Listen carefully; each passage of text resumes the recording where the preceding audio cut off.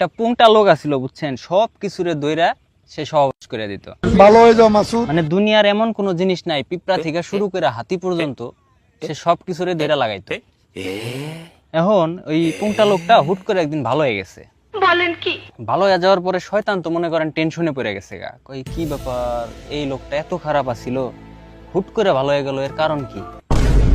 এখন শয়তান হইলো মানে এক জায়গায় শুয়ে শুয়ে একটা ফোন দিয়ে আসছে, अच्छा ওরে তো আমি আবারও খারাপ বানাবো, अभी मैं गाली नहीं दे ও ভালো, सकता ও যে ভালো হয়েছে ওরে তো আমি ভালো হয়ে থাকতে দিব না। এখন যা চিন্তা করছে সেই অনুযায়ী কাজ করতেছে। একদিন ওই শয়তান মেয়া সাইজে জামা কাপড় খুইলে এই বেটার সামনে গেছে। अभी मजा आएगा ना भिड़ो।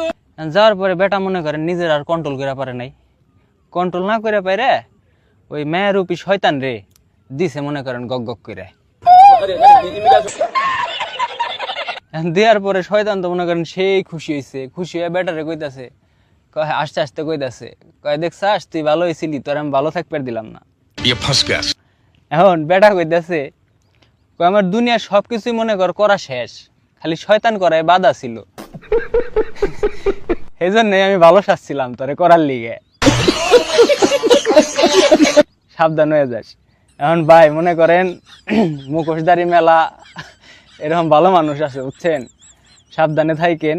আর আপনার কোন বন্ধু এরকম মুখোশধারী, হ্যাঁ ভালো মানুষের মুখোশ ধরছে এরকম গক গক করার লিগে, তার মেনশনটা দিয়ে যায়েন, ভালো থাকেন।